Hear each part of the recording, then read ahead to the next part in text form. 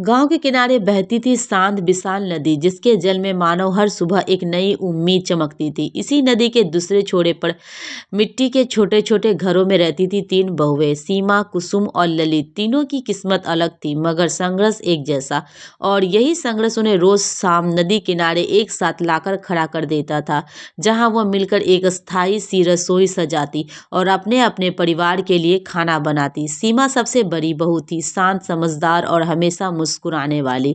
उसका पति मजदूरी करता था और कभी कभी उसे कई दिनों तक काम नहीं मिलता था। घर की हालात इतनी तंग थी कि जितना आटा वह एक दिन में इस्तेमाल करते, उतना दूसरे दिन के लिए बचना मुश्किल था होता। सीमा की मिट्टी की रसोई नदी से बस कुछ ही कदम की दूरी पे थी। उसने टूटी ईंटों और तीन बड़े पत्थरों को मिलाकर चूल्हा बनाया था। हर सुबह वो नदी किनारे आती, लकड़ियां चुनती और फिर तिनकों से चूल्हा जलाती। जलते चूल्हे का धुआं उसकी आंखों में चुभता, लेकिन चेहरे पे शिकन नहीं आती। वो अक्सर कहती, जिंदगी कठिन है, पर इस नदी का बहता पानी मुझे याद दिलाता है कि रुकना नहीं है। उसकी रोटी भले पतली होती, पर प्यार से लिपटी रहती। उसका बेटा हमेशा कहता, माँ, तुम्हारा खाना नदी के पानी जितना मीठा लगता है। सीमा की रसोई में गरीबी थी, पर स्वाद में नहीं। दूसरी बहू कुसुम थी, तेज स्वभाव वाली, बोलने में सख्त पर दिल की बहुत सीधी।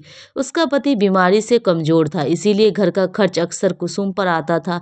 कभी वो लोगों के घर काम करती, कभी खेतों में मजदूरी। कुसुम की रसोई एक बड़े तंबू जैसे पुराने कपड़े से ढकी रहती थी। उसके पास बर्तन बहुत कम थे, इसीलिए वो अक्सर दूसरों के से उधार लेती।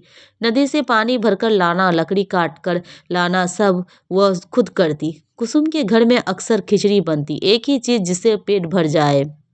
वो चूल्हा जलाते जलाते बुदबुदाती, कब कब खत्म होगी यह संघर्ष। सीमा उसे हंसकर कहती, मुसीबतें जितनी बड़ी हो, दिल उतना बड़ा रखना चाहिए। कुसुम नाराज दिखाती, पर अंदर से टूटे मन को सहारा मिलता। उसके इस खाने में मसाले कम होते, पर हिम्मत बहुत होती।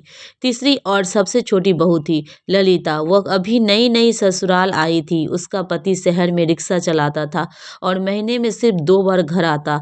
ससुराल में बूढ़ी सास थी, जिनकी दवाइयों में ही आधी कमाई चली जाती। ललिता की रसोई सबसे जुगाड़ू थी। उसने नदी किनारे एक कोने में झंड झंड झांड साफ करके पास के टीन के टुकड़ों से छोटी सी छप्पर नुमा रसोई बनाई। बारिश में यह छप्पर टपकता था, लेकिन ललिता बोरी के टुकड़े लगाकर उसे रोक देती। ललिता की सबसे बड़ी परेशानी थी खाने का सामान। कई दिन ऐसे बीते थे कि घर में सिर्फ आलू या बस नमक रोटी ही बन पाती, लेकिन ललिता के अंदर आश्चर्यजनक सकारात्मक थी। वह हमेशा कहती, गरीबी हमें तोड़ती नहीं, सिखाने आती है। इसकी रसोई में सिर्फ 2 बर्तन थे, एक भगोना और एक फटी थाली की कढ़ाई। फिर भी वो जो भी बनाती, स्वाद ऐसे जैसे कि पर्व के लिए पकाया गया हो। हर शाम तीनों बहुएं एक साथ नदी किनारे आती।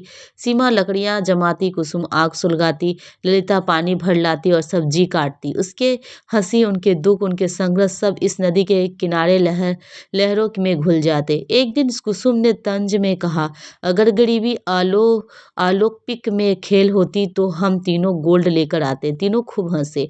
हंसी शायद कम थी, पर दिल से थी।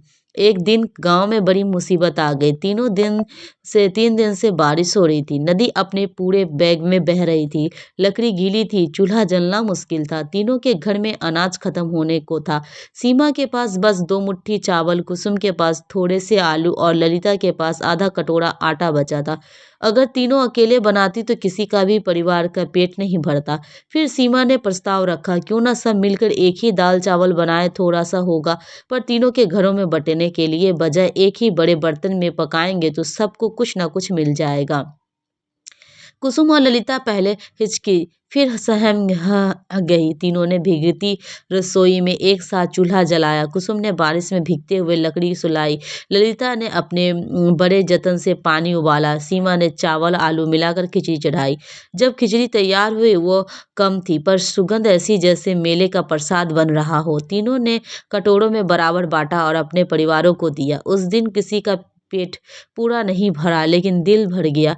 प्यार से, अपनापन से, संघर्ष को साथ मिलाकर हारने की ताकत से। धीरे धीरे उनका यह मिलकर खाना बनाना रोज की आदत बन गई। अब तीनों की रसोई अलग नहीं रही, वह एक ही रसोई बन गई थी, जहाँ धुआं भी साझा थी, मुसीबत भी साझा थी और उम्मीदें भी साझा। गांव के लोग कहते, गरीबी ने इन्हें नहीं तोड़ा बल्कि एक साथ बांध दिया। नदी हर सुबह उन बहुओं की तरह बहती, संघर्ष करती पर रुकती नहीं, और नदी किनारे की वो छोटी सी मिट्टी की रसोई तीन गरीब बहुओं की हिम्मत का सबसे बड़ा प्रमाण बन गई। क्योंकि जब दिल बड़ा हो तो छोटी रसोई भी बड़ी लगने लगती है।